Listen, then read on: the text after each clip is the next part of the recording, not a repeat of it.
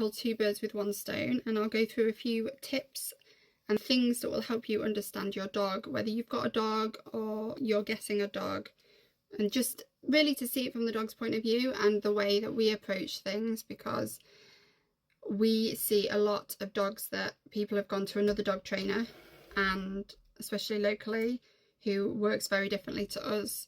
We very much advocate for the dog. We're very ethical, and we're in it for the long game, because we don't want to turn up and say you're going to get results in 3 sessions and be blown away, only for those behaviours not to stay, because you've essentially just bullied the dog into that behaviour and increased the anxiety, and then you'll just see some other behaviour crop up because they've got nowhere as an outlet for that emotional response that they were having. So we work with the dog to build the bond with you, so you have the best possible life with your dog, but that is the long game.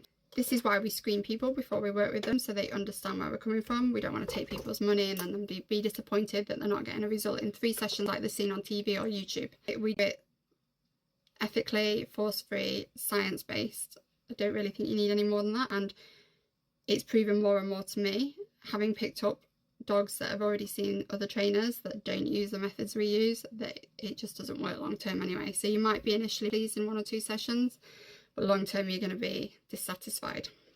The first thing I say is, if you're getting a puppy, is obviously meet the breeder, go to the house and meet the parents, because that will give you a good indication. Puppy socialisation, people get it really wrong, and they think that puppy socialisation is going and meeting every dog, letting your dog say hello to everybody on the lead, and that's not what socialisation is. Socialisation is actually, a well socialised dog is a dog that can go anywhere and mind its own business. And what people make the mistake of doing is letting the dog, when they're a puppy, go and say hello to every single dog they meet or person, because everybody wants to queue over a puppy. Who doesn't? They're really cute.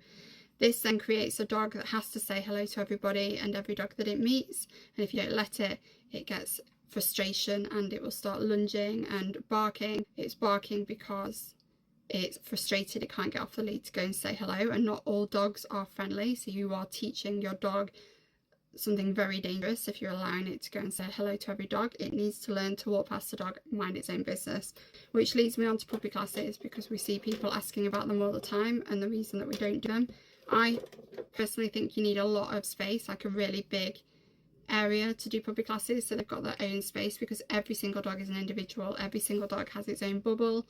Some dogs, just like people, like much bigger space to itself, and if you have a load of dogs crammed into a tiny area that are all going to interact, it's going to be quite chaotic. Be very wary of the puppy class you go to and the instructor and their knowledge and their understanding, which is why we offer puppy packages. But this isn't an upsell, but it's just so that you can go through step by step with your individual puppy on how to socialise it. So we see a lot of puppies that have been to puppy classes that have 0 impulse control, and we see them walking them. They have to lunge towards other dogs just to say hello. It makes it quite problematic, them walking. And obviously not every dog, like I say, likes other dogs, and not every person likes another dog. So if you get a dog that jumps up at a person and they don't like dogs, you're in trouble.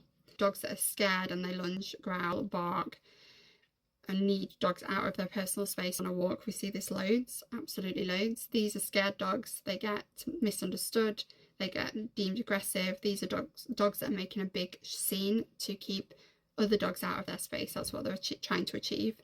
Not to incite a fight, it's to keep dogs out of their space. Now, if you've got more than one dog and you've got a reactive dog, you can't walk them together until you've dealt with that dog's reactivity. It is contagious in a way, not literally, but you will often see the non-reactive dog become reactive if you keep walking them together. So that's the first tip. The second tip is, if any training issue, you can only train one dog at a time. You can't take a group of dogs and train them. That's impossible. You can't train all of your dogs. They must have already had those commands in place, that basic obedience. You can't be training dogs in a group. They have to be trained one-on-one. So if you've got any behaviour you need to modify, or you want to train your dog in any way, it has to be one-on-one.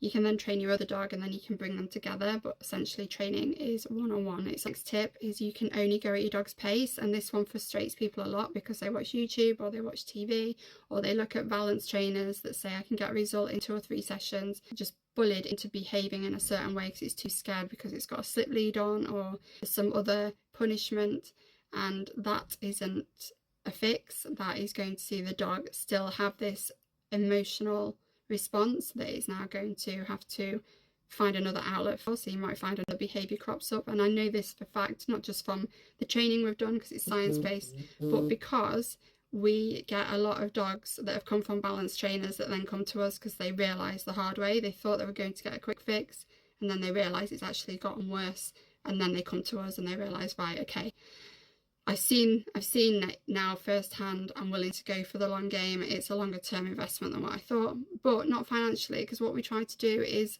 give you strategies long term.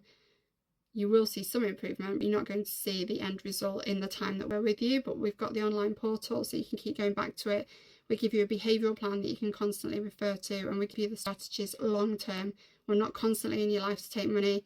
We give you an initial package. If you need more support, you can buy more support. If you don't, you think you can keep going without us with what we've given you, that's fine too. We're not here to take your money. We're not here to stitch people up. We are here to support you, but we always advocate for the dog. The dog comes first, according to their temperament. So we get a lot of people come to us and say, I want to do X, Y, and Z with the dog. I want to do this. I want to do that. I want to go sit in a busy cafe. And that could be achievable, but you might get a dog that just genuinely will never enjoy sitting in a busy environment. A little bit like if you're a bookworm and you love going to the library and that's your idea of unwinding, you would never go to a rave and be surrounded by sweaty, loud people dancing in close proximity to you, which is fine. That sounds heinous to me. And that's just understanding that every animal is like we are. They all have their own preferences, and it's unrealistic to expect a dog to be wildly different to the way it was born. We support you to support your dog and have a really unbreakable bond so that you are their go-to when they feel unsafe and they're having these reactions. But also we manage expectations. You have to be realistic of the dog that you've actually got. And it's a shame we can't go on dates when we're getting a dog like you would with a person. You'd go on dates, you'd establish that you're compatible, that you like the same things. Unfortunately, when you pick up a puppy, you have no idea what sort of dog you're getting, which is why meeting the parents, seeing the breeder is really important. Breeder has a huge impact. Socialisation starts from the second they're born, and you're picking them up generally around 3 months. That's actually a massive window of opportunity. So a good breeder as well is essential.